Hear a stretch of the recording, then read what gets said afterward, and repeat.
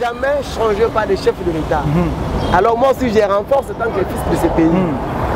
Nous ne pouvons pas négocier avec le rebelle. Aussi longtemps que Makila et Congolais pour Ekoufi, sous le moment où Bazola Lanzala, sous le moment où Bazana Mbangu, sous le moment où Bazana porte disparu, les enfants ils se retrouvent dans des milliers connus à Ebinete, à Ebana Mototé, mais ma bonne fois juillet.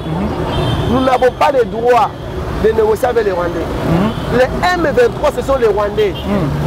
Macron a négocié avec les Rwandais à Ketcha Bango Namboka.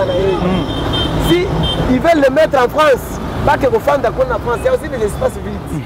Bandeko balandi nyonso pe mbote na ba femme nyonso ya monde o ba ko célébrer du mois de la femme na bango mokolo ya lelo le 8 o tozali boko mona nga azali un peu apa neza pour na ko honorer bino ba mama tala kaka bino ba mama de boko sa biso tozala vraiment ngomoni journée ya lelo to leka bongo te sans pourtant ko souhaiter bino ezali ba bonne fête na bino vraiment eza fête moko il faut ko soit conscience eza fête kaka la tali putate et ko ke komela masanga te mais eza fête moko o esengaka ba mama bazala na conscience ya oyo bazali bazala na conscience ya bato personnellement pardon personnalité oyo bozali na kati ya monde oyo boko porter na kati ya monde entier donc ezali ka fête moko te il faut que na ba oke komela eza fête ya kozongisa nde conscience ya koyeba oyo ozali mpona koporter en plus na kati ya monde to na kati ya mboka oyo ozali bonne fête na bino nyonso donc toujours na kati ya actualité toujours na kati ya plateau mosala tokosala toujours ya kopesaka bino d'information yango tokoluka d'information par-ci par-là mpona kopesa bino ensemble na ndeko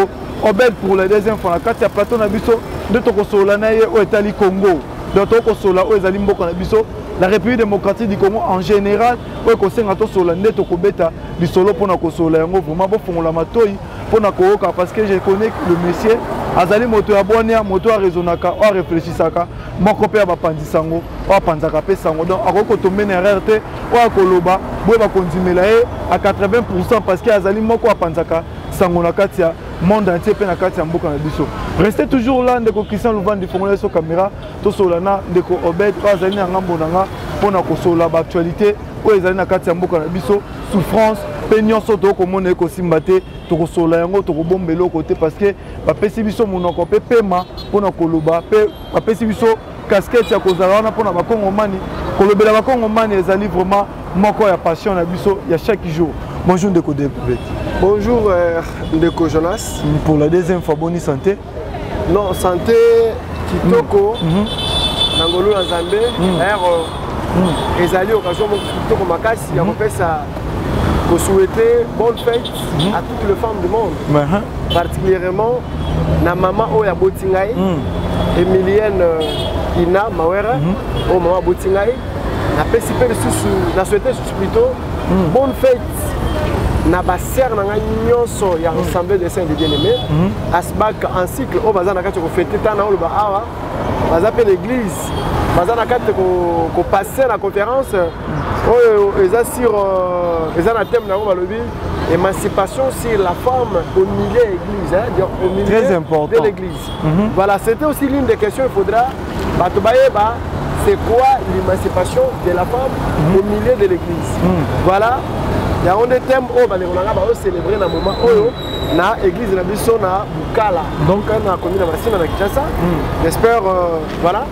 L'actualité aussi prend aussi pour le pays, je dirais encore pour toutes les filles vraiment. Et femmes congolaises, donc de revenir dans la conscience, donc de prendre en compte ce qui se passe aujourd'hui au pays. La femme n'est pas juste là. Reconnaître bien sa valeur. Voilà, la femme n'est pas là juste pour nous botter, pour nous faire le balater. Bien qu'elle ait ma priorité, mais la femme doit effectivement ou réellement connaître ses droits. Voilà. Qu'est-ce que je suis en train de faire? C'est quoi mon avenir? C'est ça aussi, partout vous allez lire, vous en avez partout vous allez lire vraiment. Il faut me prendre cela en compte. Nous avons importante une société congolaise. Alors, il faut tout réfléchir pour la bateau. C'est ça aussi parce que la femme sage bâtit sa maison. Voilà, c'est aussi l'importance. Il faut faire rêver dans la conscience. Donc, la motivation, la femme n'a pas toujours le monopole d'être au mariage, mais là aussi le monopole d'innover, donc de changer les choses. Aujourd'hui, on peut parler d'une femme, on peut parler On parle aujourd'hui de Simone de Beauvoir, on parle de femmes, on a parlé de Hélène Johnson, la présidente du Libéria. Non, de Libéria, on a parlé aussi de... Il y a plein de femmes qui ont sali makambo l'équipe. Donc voilà, c'est important. Les journées, nous les rendons de vivre hommage. Il y a Moussala qui toque parce que grâce à elle, il y a un biso lelo. Attends de terminer pour essayer pour la banque. Merci les sous. Pour la Moussala qui toque pour la biso, surtout éducation de base, autosuivi dans ma boucle. Donc nous y sommes parfaitement reconnaissants. Dans mon Moussala de Bino. Moussala de Biso plutôt. Merci les sous. Dans ma poche, dans la banque, surtout dans la banque, ma sœur, ma concernant Moussala, ma sœur dans l'église, les sous. Même aussi ma future épouse qui j'aurais me marier un jour. Je vous dis merci. Merci. Vous êtes importante. Merci beaucoup de te profiter parce que toi, on a moins de la femme, surtout que jour na bango de la femme. Mais à Kinshasa, célébration et Katana apparemment, nous avons une célébration à la femme, moi défilé pour honorer le journée en haut et que ça la maté les situation politique. Tu es allé manque de moyens ou les allé situation. Bon, il faut voir qu'actuellement le Congo n'a pas besoin d'influencer le monde. Merci. Le Congo actuellement a besoin de faire revenir tout le monde dans la conscience. Pour influencer le monde aussi longtemps que ma camposée venait dans Mboka. Donc ce n'est pas bien. Je peux vous répondre qu'à l'époque, bien que Babano Sala Yango, mais il y avait du catastrophique dans Mboka. Donc actuellement là, faire ou ne pas le faire, nous avons posé Mboka à échanger. Et que notamment on a vu le chef de l'État a rappelé toutes les mamans. À peu près 1000 mamans qui sont dans l'Assemblée nationale et on a parlé du peuple. Il n'y a pas de prendre part dans le moment où il y a le béla qui bango. Concernant conscience, bien qu'on n'a pas eu l'intégralité de l'information, il y a quand même partage, il y a hier, ma maman, il y a déjà quelque chose, il y a déjà un mouvement émouvant. Voilà. Donc moi je suis première dame en tant que la première femme congolaise à ce pays que partager na maman la province, la Colombie. Voilà. C'est aussi l'une des questions prioritaires. On doit saluer, c'est déjà nécessaire. Maman a la ramené bongo. Maman a la kaka pona moi na mongo, c'est-à-dire maman a pona même maman de nina pona Kinshasa te, azape pona Lualaba, azape pona Lubumbashi, azape pona Chikapa, donc RDC. Donc RDC voilà. Merci na musala qui toka osala ndenge pe yake wa système na biso ya Colombie. En tout cas ça a été bien passé. On a compris que la femme doit connaître son travail et son affaire au niveau du pays va pas aller. Voilà, c'est ça. Merci beaucoup. On n'est pas là pour influencer le monde. Vraiment. Actuellement le Congo est là pour relever les défis. Parce que Mboka Ozana Maboulou Moko, il y a ceux qui vont côté mais parfois certaines personnes ne les voient pas. Mais nous sommes journalistes, totalement dans le terrain. Vraiment. On en a plus constaté. Vraiment. Ce n'est pas le cas pour les parler ici. Merci. Merci beaucoup, c'est bien clair et c'est bien éclairci. Donc, éclairci, opinion, réponse bien donnée. Donc, j'espère que Boana nous souhaiter pour la réponse le 8 mars parce que ça qui posé par un décor c'est belé. Pourquoi on célébrer en côté? Na kamondenge yo répondre en pendant qui toko lokola aux en cadre du gouvernement en gros. Donc il faut ça boue. Dès qu'on beto longa wana parce que le journée à maman tu ebi déjà to sali o to ko sala pour maman malgré tout c'est insuffisant mais au moins que to lobby moi quelque chose au bazali déjà satisfait. Te parler non nous pour na makambo tali situation actuelle ya mboka na biso. Gouvernement actuel. Apparemment je ne sais pas quant à toi au recopé ça va combien de pourcents il y a au bako ça la pendant que bako luka ba changer sous gouvernement mususu ba tsabato mususu. Bon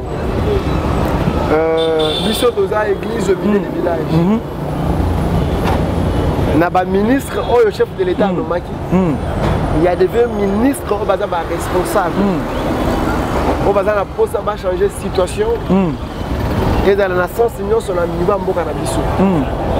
Mais il y a un ministre qui a profité. Merci. J'espère parce que IGF alors je dirais que ça va. C'est aussi quelque chose que je vous informe. Que le Congo, parfois, Congo Lelo, on est à l'aise, on est en train de voir ce qui se passe, bien qu'il y a la situation sécuritaire qui trouble un peu l'opinion, mais ça va petit à petit. Maladie et à Kambala Moko. Ici, la Kandam, le chef de l'État ne dort pas.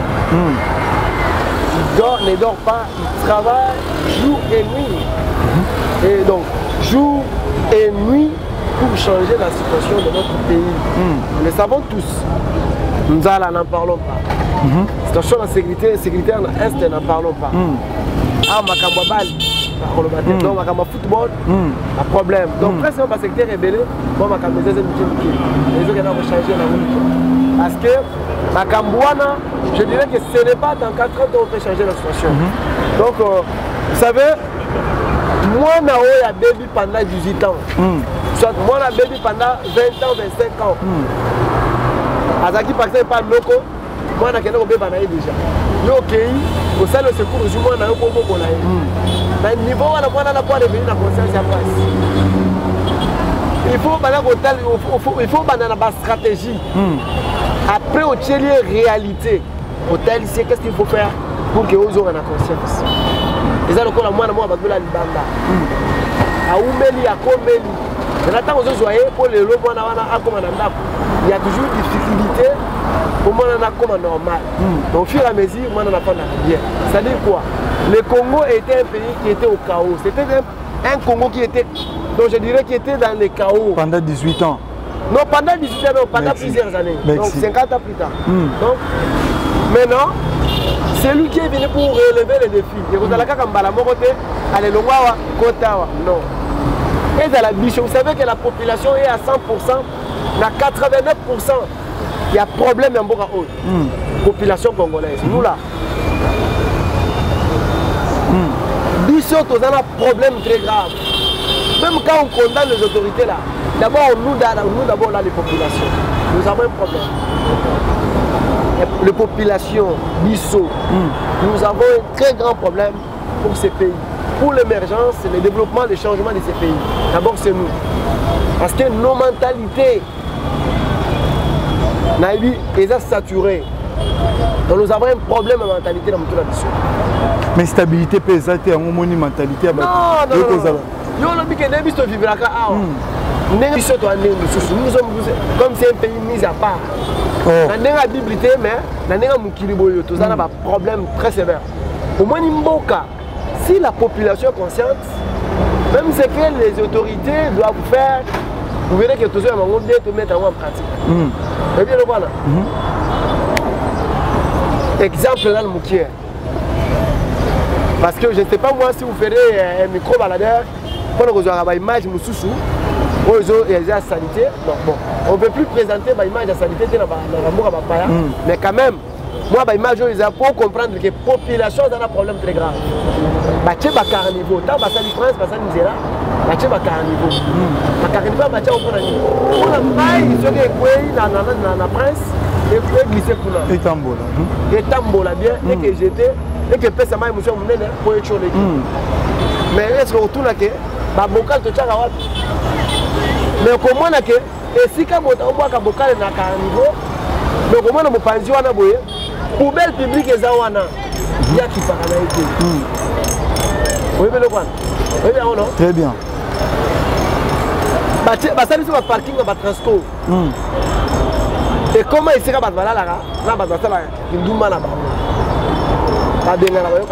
manque de stabilité, manque de moyens.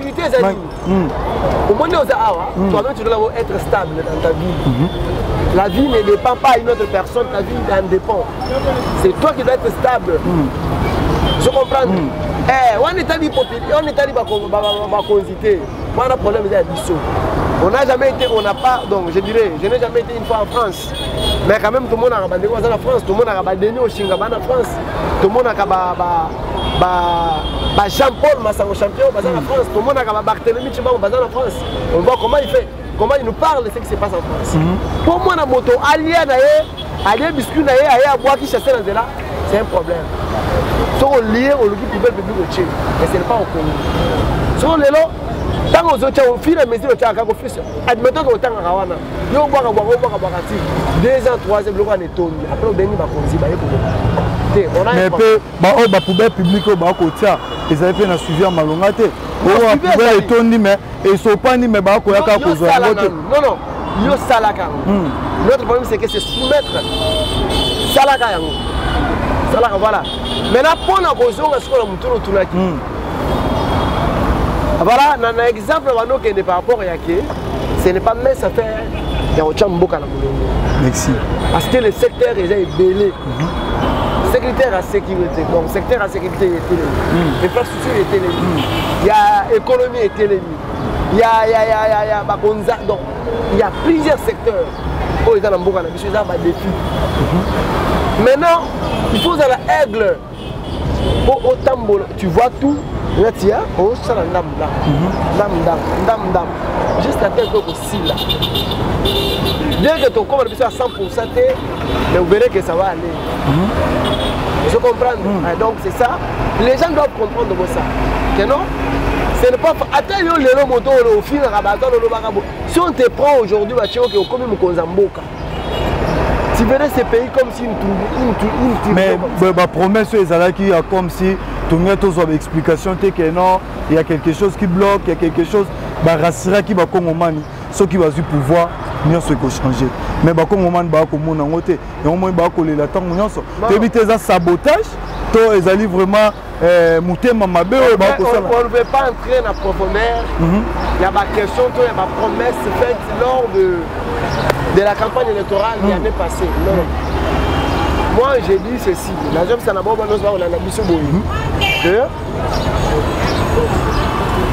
nous tous nous voyons le chef de l'État avec son gouvernement, ils sont déterminés pour changer la donne de notre pays. Le problème c'est que nous, la population, nous devons les soutenir.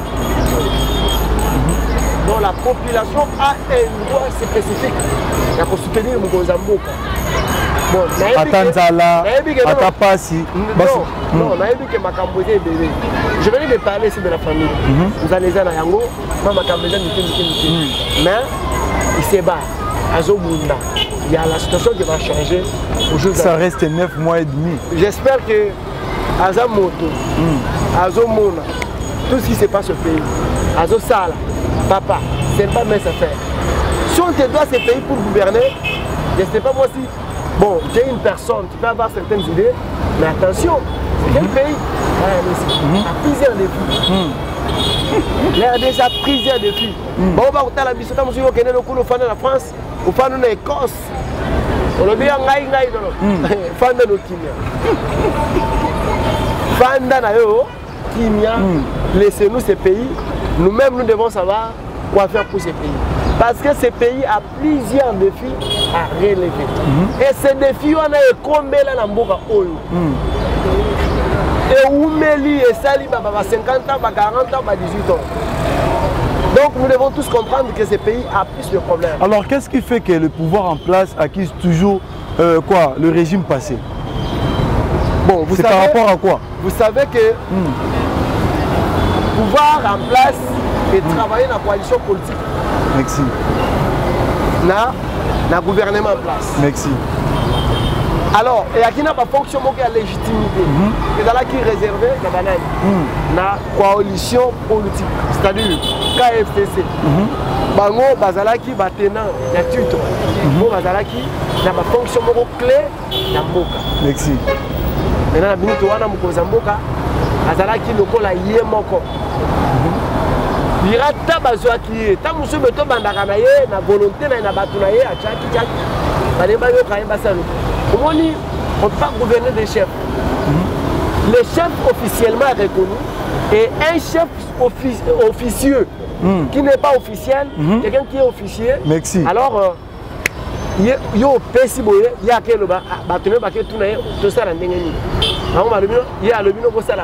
mais il y a qu'un seul commandant suprême. Non, mais c'est suite à ça que tu as vu quand même des choses. Tu m'as demandé la question. Je vous réponds que Ezala qui n'a pouvoir à coalition. Le chef de l'État a perdre 2 mandats. Merci. Ah non, 2 ans. 2 ans, ouais. n'a travaillé, n'a pas rêvé. Il travaille avec des ennemis de la population. Parce que moi, au nom de la population congolaise,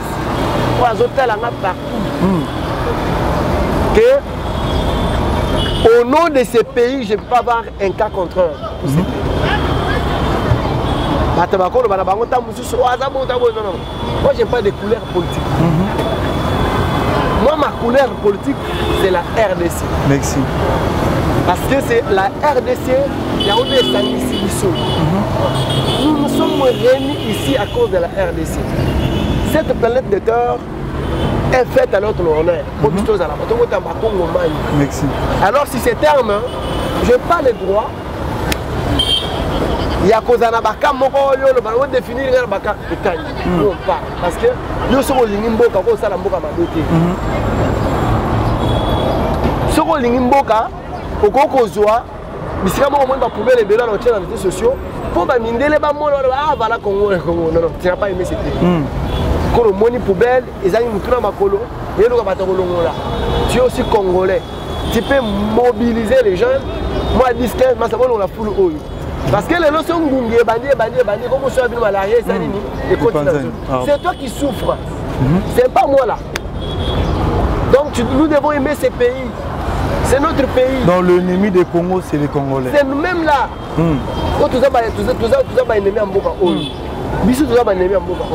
Parce que c'est-à-dire nous sommes des victimes inconscientes. Hein? Je suis une victime inconsciente. Tu vois, une personne qui est victime d'une situation où il y a Yebi, mais elle est inconsciente na yango. Voilà, c'est quelque chose que nous devons à chaque fois parler pour rappeler à l'opinion que nous avons que ces pays. Nous devons aimer ces pays. Si nous avons besoin, il y a changement. Nous devons ensemble soutenir les chefs de l'État parce que quand même, volonté au Yazana Yango pour changer la situation beaucoup. Les amènent ça fait affaire. Mais mandat peut comme Nasuka bientôt 5 heures Kokoka dans quelques mois 5 heures Kokoka. Est-ce que par contre moment va couper sa sous chance dans la situation l'équipe. Est-ce que 5 heures Koyape et couper sa espoir à Congo? Bon, dans le Banet Sini, dans le Banet que le chef de l'État c'est une personne qui a un projet ou un programme gouvernemental pour ces pays. Aussi longtemps que sa mission est encore en continuité, nous lui accordons, nous accordons la chance. On fait ces chances. Vous qui? Nous là, moi je dirais nous les populations. Merci. Asala Moussala, nous ambassades Isaïe, après ça y est bateau Oyo, à base à la peine. Pourquoi nous là, les jeunes? Que nous soyons derrière lui pour toquer ensemble. Trois causes pas ma boulou, oyo batimbola batika kaka. Donc on a besoin mboka batika on kola nzete. Maintenant azobunda mwanda muna pote nzete mboka iko matana se pour eba ko bandela ngo bien. Est-ce que le pouvoir en place ce n'est pas le problème spirituel? Non, spirituel. Ce n'est pas le problème spirituel pour le pouvoir en place. Jamais spirituel en ndengeni. Il n'y a pas un problème de ça. Je dis ceci. Voilà. Des mandats au Kozambo à Sali. Et que 2 ans. 2 ans. Oui, à Salaki, 2019-2020.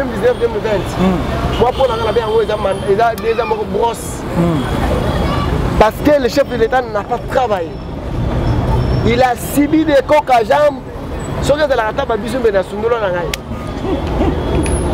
Il y a aussi un bomba à Missous. On dit Marala Boma Bateau. Ce sont les ennemis de la population. Ce sont d'abord les gens là qui méritaient à être lapidés. Ce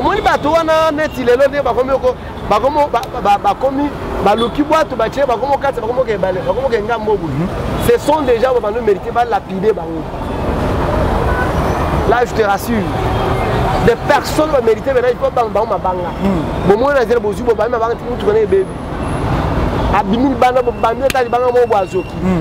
Parce qu'ils nous ont rendu un mauvais service. Aussi longtemps que bana bango batanga na bapoto, bazana bapoto, bazana bapoto. Baokende ba boîte nuit, baokende ba bisika mususu na poto. Ces politiciens là ont accepté de venir nous embrouiller durant 2 ans. Balingba sunga biso bango ba embrouiller. Balingba sunga biso bango ba embrouiller. Balingba sunga biso. Si basali wana tie simbité, bakei va disparaître pour le moment. Après boye Makamousé au Sala et Zang. Voilà la cause qui était un peu très compliquée pour ce pays. Mais j'espère qu'on n'a pas suffisamment de quoi dire. Mais nous devons juste demander à la population de faire confiance plutôt au chef de l'État.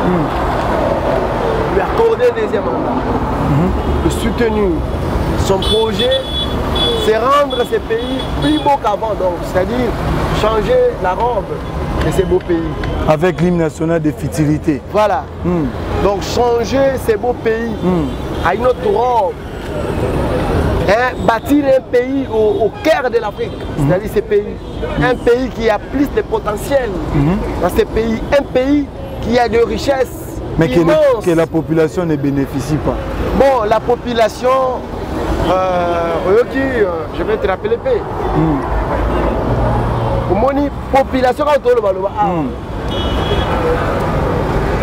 azaye moko na nos victimes azaye moko na un complice il y a la situation sécuritaire en Mboka même est en Mboka biso ce sont la population en général la population moni population moko bazo intoxiqué le kola mbongo vous avez les minéraux vous avez minéraux bien ngolo. Mais le gouvernement il peut prendre acte à engager pour creuser les minéraux pour ne pas se retrouver.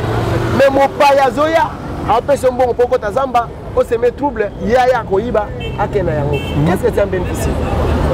Nous aux Orani. Ça paie ce $100 000. Donc ceux qui tuent les Congolais à l'est du pays ce sont des Congolais. On te donne $100 000 pour creuser. À creuser par exemple minéraux aux Zawana pour y avoir par exemple $300 000. Mais il y a $100 000. Il y a du $100 000, il y a du $5 000, il y a du 100 et toi tu n'as pas eu. Est-ce que tant que journaliste, vous êtes d'accord, il y a programme et enseignement à Bisso? Parce que le programme enseignement à Bisso, tu as un minéré, tu as un bisso en côté. Tu as un minéré, mais tu as un côté. Tu as un diamant, tu as un richesse parce que au monde actuellement, dans le gouvernement, dans le ministre de la EPST, Excellence Tony Mwaba, Nazali, de voir un peu les choses. Donc, de faire les choses de très. Parce que nous, quand on était encore dans la primaire, Tomati Humanité, de vivre ma modèle, tout le monde quand même, on a compris c'est quoi la richesse de notre pays. On a connu les lots sur la superficie, il y a RDC, il y a voté. Surtout moi, la matière première, il y a Mboka Nabiso, il y a voté. Surtout moi, nous avons combien de richesses. Nous avons combien de pierres précieuses qui flottent ou qui prônent au niveau mondial. On a en Italie grandeur, il y a valeur.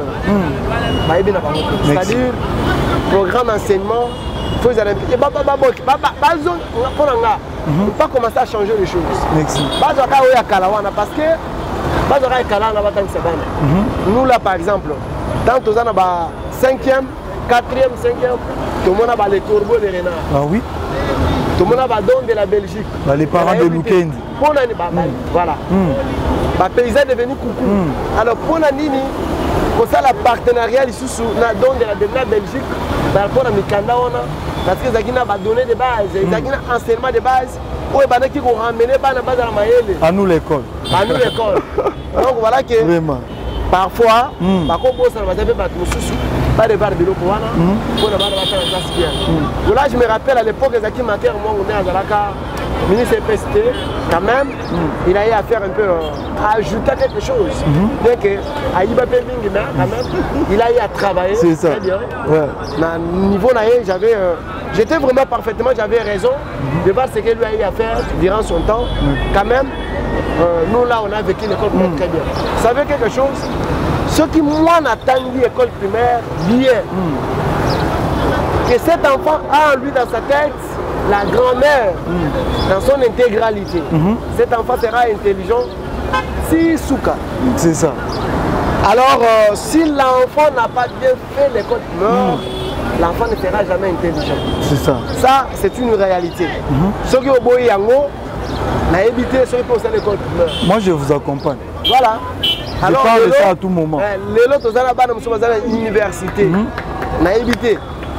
Ce matin, ceux qui ont influencé le monde, ceux qui ont posé comme licencié, ils ont passé à temps.